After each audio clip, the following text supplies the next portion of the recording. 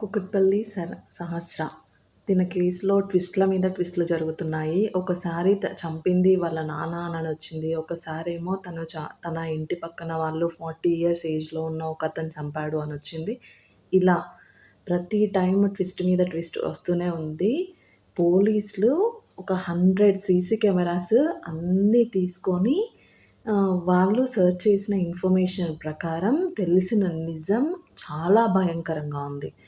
అయితే ఇందులో ఏం జరిగిందంటే, సహస్ర అనే అమ్మాయి తను చిన్నమ్మాయి. తను ఇంట్లోనే ఉండేది. తన తండ్రి మెకానిక్. తన తల్లి ఏమో అది బయట పని చేస్తుంది. తను ఆఫీస్‌లో వర్క్ చేస్తది. అయితే తన తల్లి ఆఫీస్‌కి వెళ్ళేప్పుడు తన కొడుకుకి బాక్స్ ఇచ్చేయమని సహస్రకి చెప్తే, సరే అమ్మా నేనిస్తాను. నువ్వు ఆఫీస్‌కెళ్ళానంటే తను ఆఫీస్‌కెళ్ళిపోయింది.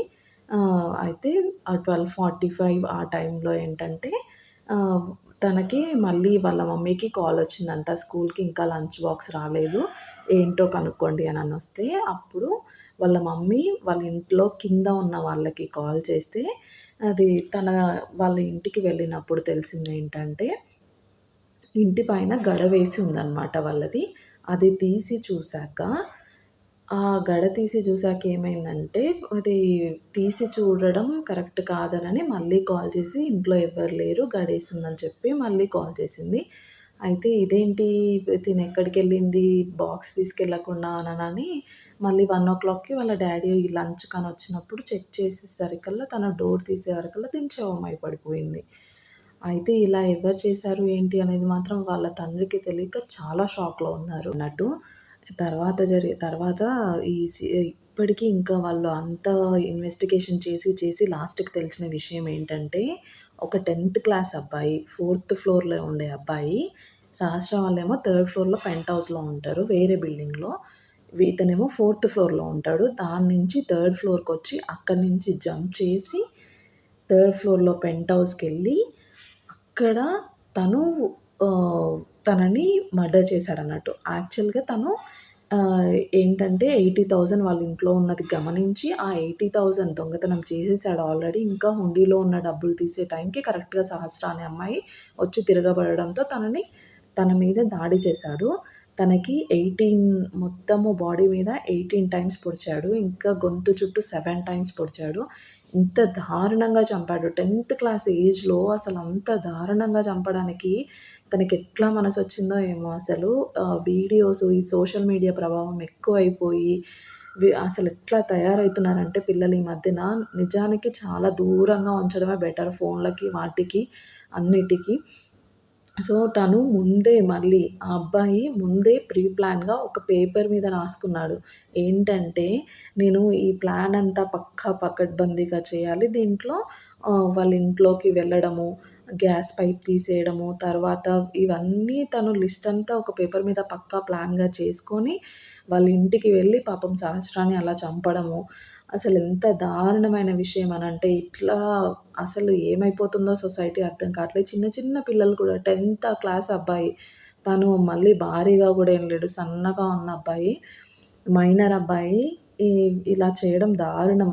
అట్‌లీస్ట్ తల్లిదండ్రులు పిల్ల పోయినందుకు కనీసము వీడికైనా శిక్ష పడితే కొంచెం హ్యాపీగా ఉండేవాళ్ళేమో. అయితే ఈ అబ్బాయి వాళ్ళ మమ్మీ ఏమో అదే హౌస్ కీపింగ్ వర్క్ చేస్తదంట. వాళ్ళ డ్యాడీ ఏం చేయరంట. ఇంట్లో ఖాళీగానే ఉంటారంట. సో, తిను ఆ రోజు స్కూల్ మానేసి ఇదంతా ప్లాన్ ప్రిపేర్ చేసుకొని, తనని చంపేసి మళ్ళీ నెక్స్ట్ డే తనకేమీ తెలియనట్టుగా స్కూల్‌కి వెళ్ళడము. అసలు పోలీసులు కూడా కనిపెట్టలేనంతగా ఒక 5 డేస్ నుంచి పోలీసులు తిరుగుతున్నా పిల్లోడు భయపడకుండా అక్కడే ఉండి, ఇంత ప్రాసెస్ జరుగుతూ పోలీసులు కనిపెట్టలేనంత చేశాడంటే, తను ఎంత ప్లానింగ్‌గా ఉండుంటాడు. ఎంత దీనెనకాల బ్యాక్‌గ్రౌండ్ వర్క్ చేసుంటాడు. సో, ఇంత బ్యాక్‌గ్రౌండ్ వర్క్ చేసి ఇవన్నీ చెత్త చేసే బదులు మంచిగా చదువుకుంటే ఫ్యూచర్‌లో ఏమన్నా అయ్యేటోడు గదా! అట్లా ఉన్నారనమాట ఈ కాలం పిల్లలు. సో, కొంచెము మీరు పిల్లలకు ఫోన్‌లిచ్చేటప్పుడు వాళ్ళు ఏం చేస్తున్నారు, ఏం చూస్తున్నారనేది కొంచెం మంచిగా గమనించండి. ఒక తల్లిదండ్రుల ఏడుపుకి మన పిల్లలు బాధ్యులు అవ్వకూడదు అనేటట్టు చూసుకోండి. నిజంగా సహస్ర వాళ్ళ తల్లిదండ్రులకి నిజంగా వాళ్ళు ఆ పెయిన్ నుంచి బయటపడాలి అనని దేవుడిని గట్టిగా కోరుకుంటున్నాను. అండ్ ఇట్లాంటి వాళ్ళకు శిక్ష పడాలి. ఇలాంటి వాళ్ళను మైనర్ వాళ్ళు అనని కోర్టు వదిలేసి ఇవన్నీ జరుగుతున్నాయి కానీ, వాళ్ళను వదిలేయొద్దు. వాళ్ళను ఒక హోమ్‌లో పెట్టి చదివించడము ఇవన్నీ చేస్తున్నారు గానీ, నిజంగా వాళ్ళు కూడా తప్పు చేస్తే కఠినంగా శిక్ష పడుతుందనే భయం వాళ్ళలో ఉండాలి. అప్పుడే పిల్లలు కూడా తప్పు చేయకుండా ఉంటారు. సో, ఇది అన్నమాట ఈ కేస్ విషయము. ఇప్పుడు రీసెంట్‌గా వచ్చిన అప్డేట్ ఈ 10థ్ క్లాస్ అబ్బాయి చంపేశాడు అనని. సో, ఇలాంటి వాళ్ళు ఉంటారు మన చుట్టుపక్కల జాగ్రత్తగా ఉండండి. ఓకేనా? బాయ్.